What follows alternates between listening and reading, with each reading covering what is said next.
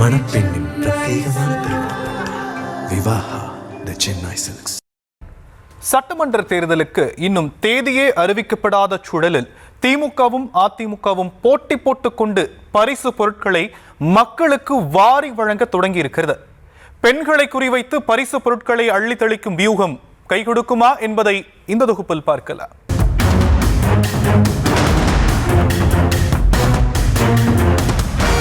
சட்டமன்ற தேர்தலுக்கு விரைவிலேயே தேதி அறிவிக்கப்படவிருக்கும் நிலையில் தமிழ்நாட்டில் அரசியல் களம் சூடுபிடிக்க தொடங்கியுள்ளது.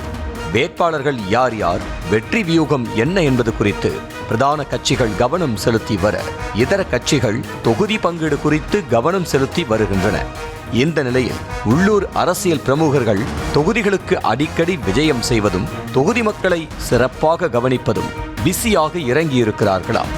முக்கியமாக திமுக அதிமுகவில் மீண்டும் தேர்தலில் போட்டியிடவிருக்கும் முக்கிய பிரமுகர்கள் தொகுதியிலேயே முழு நேரத்தை செலவிட தொடங்கி இருக்கிறார்கள்.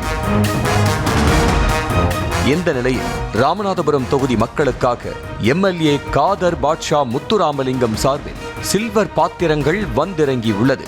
கடந்த முறை போட்டியிட்டு எம்எல்ஏவான காதர் பாட்ஷா முத்துராமலிங்கம் மீண்டும் ராமநாதபுரம் தொகுதியில் களமிறங்க வாய்ப்பு என சொல்லப்படுகிறது. இந்நிலையில் துணை முதலமைச்சர் உதயநிதி ஸ்டாலின் பிறந்த நாளை ஒட்டி தொகுதி மக்களுக்காக சுமார் 5000 சில்வர் பாத்திரங்களை இறக்கியிருக்கிறார் காதர் பாட்ஷா முத்துராமலிங்கம். ராமநாதபுரம் சட்டமன்ற தொகுதியில் ஒரு குடும்ப அட்டைக்கு ஒரு டோக்கன் என வழங்கப்பட்டு பாத்திரங்கள் விநியோகம் செய்யப்படவிருக்கிறது.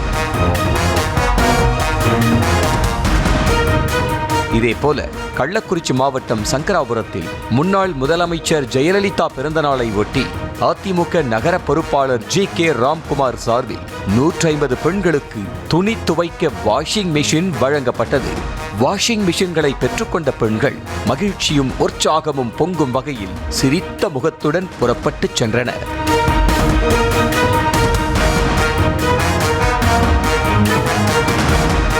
தேர்தல் நடத்தை விதிமுறைகள் அமலுக்கு வந்த பின்னர் வாக்காளர்களுக்கு பரிசு பொருட்கள் விநியோகம் செய்ய முடியாது என்ற நிலையில் முன்கூட்டியே திட்டம் போட்டு பரிசு பொருட்களை அள்ளி வீசி வருகின்றனர். அதிலும் பெண் வாக்காளர்களை குறிவைத்தே பரிசு பொருட்கள் விநியோகம் செய்யப்பட்டு வருகிறது. இயல்பாகவே பெண்களுக்கு பரிசு பொருட்கள் மீது ஆர்வம் அதிகம். அதிலும் சாதாரண நடுத்தர குடும்பத்து பெண்களுக்கு வாஷிங் மெஷின் மாதிரியான பொருட்கள் எந்த அளவுக்கு உதவியாக இருக்கும் என்பது சொல்லித் தெரிய வேண்டியது இல்லை.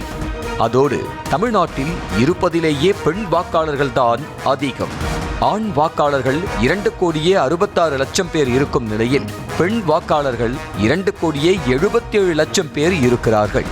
தமிழ்நாடு அரசியலில் பெண்கள் வாக்கு முக்கிய பங்கு வகித்து வரும் நிலையில் அந்த வாக்குகளை குறிவைத்துதான் அரசியல் பிரமுகர்களும் வியூகங்கள் அமைத்து வருகிறார்கள்.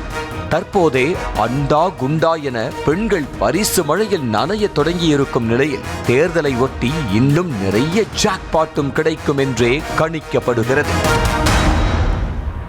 மணப்பெண்ணின் பிரத்யேகமான திருமணம் விவாஹா தி சென்னை சில்க்ஸ்.